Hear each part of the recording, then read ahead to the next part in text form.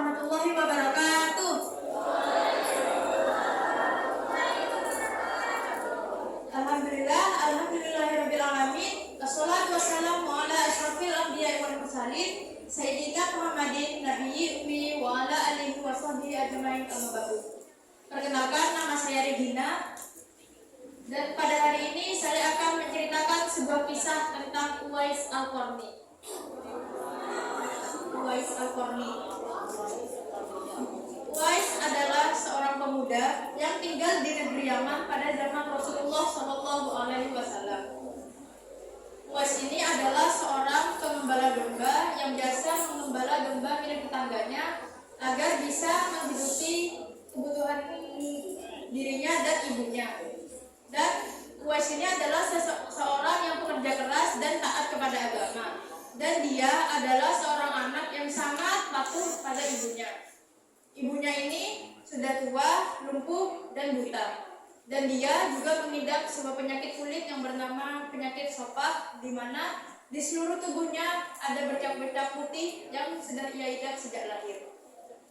Pada suatu hari ibunya pernah memanggil Uwais lalu berkata bahwa ia ingin sekali pergi berhaji sekali saja sebelum ia menemui ajalnya.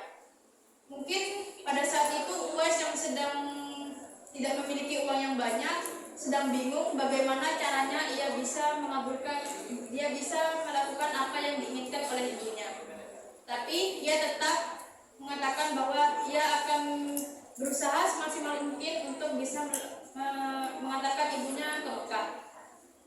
Setelah itu Uwais pun berpikir bagaimana caranya ia bisa mendapatkan uang atau memiliki kendaraan untuk bisa pergi ke Mekah. Padahal jarak dari Yaman ke Mekah itu sangatlah jauh dan harus melewati sebuah padang pasir yang sangat luas dan tandus. Akhirnya setelah berpikir sekian lama, ia menemukan sebuah ide. Ia pergi ke rumah tetangganya yang sang pemilik domba, lalu membeli sebuah anak domba yang kecil agar bisa ia pelihara. Uwais membuatkan anak domba itu sebuah kandang di atas bukit. Lalu setiap hari Uwais menggendong anak domba itu untuk naik dan turun bukit. Ia melakukan itu setiap hari tanpa ada bolos sekalipun. Setiap orang yang melihatnya atau jika melihat Uwais sedang melakukan itu pasti berpikir bahwa ngapain sih si Uwais itu, udah kayak orang gak waras, udah kayak orang aneh dan sebagainya. Tapi Uwais tidak pernah menanggapi hal-hal yang seperti itu. Di benaknya hanya ada sang ibu yang ingin sekali pergi berhaji. Akhirnya setelah melakukan itu setiap hari selama beberapa tahun, akhirnya anak domba yang ia rawat telah menjadi domba yang besar dan berat, yang mana beratnya bisa mencapai 100 kg. Dan tubuh Uwais pun menjadi semakin bertenaga, semakin kuat dan semakin kekal. Akhirnya pada saat musim haji tiba, ia menggendong ibundanya untuk pergi ke Mekah dengan berjalan kaki. Jadi selama ini yang ia lakukan adalah bentuk pengorbanan dirinya agar bisa melakukan keinginan ibunya. Dan tidak sampai di situ, Uwais tetap menggendong ibunya untuk bertawaf berkeliling Mekah, berkeliling Ka'bah, hingga saatnya mereka berdoa di depan Ka'bah. Dan doa yang didoakan oleh Uwais adalah, "Ya Allah, ampunilah segala dosa ibuku, terimalah semua amal baik ibuku, dan masukkanlah ia ke dalam surgamu." Sang ibu heran, "Wahai anakku, kenapa kau hanya mendoakan ibumu ini saja? Apa kau tidak ingin mendoakan untuk dirimu sendiri?"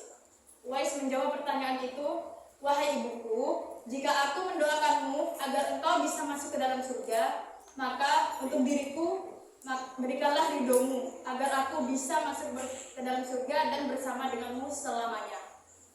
Jadi sungguh luar biasa sekali pengorbanan Uwais ini agar tetap berbakti kepada orang tuanya. Ia bahkan rela berlatih selama berbulan-bulan, bertahun-tahun demi mengabulkan permintaan ibunya.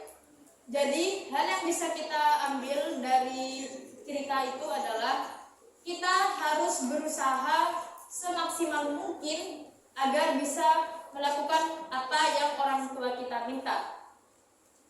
Jadi walaupun kita tak bisa menjadi seperti Uwais yang rela berlatih setiap harinya demi bisa menggendong sang ibu, ia tetap dan kita bisa melakukan hal yang mungkin lebih mudah daripada itu, tapi sama-sama berbakti. Contohnya, kita bisa berdoa, kita bisa melakukan apa yang mereka suruh selama itu baik. Dan kesimpulan yang kedua, Al-Qarni ini karena sungguh patuh kepada ibunya, ia hingga dijuluki sebagai penghuni langit, sama seperti namanya Al-Qarni yang diambil dari bahasa Arab. Dan Rasulullah Shallallahu Alaihi Wasallam berkata kepada sahabatnya yaitu Ali bin Abi Thalib dan Abu Bakar As-Siddiq bahwa apabila kalian bertemu dengan Uwais Al-Qarni yang tinggal di Yaman dan memiliki bercak-bercak putih di bagian telapak tangannya, maka mintalah doa dan istighfar kepadanya, karena sungguh doanya tidak akan pernah ditolak oleh Allah. Dan pada akhir hayatnya Al-Qarni ini saat meninggal dunia, sungguh ada banyak orang yang mengurusi pemakamannya. Dan ternyata orang-orang itu adalah sang penghuni langit yang Allah utus agar bisa menyelesaikan pemakaman Uwais Al-Qarni ini.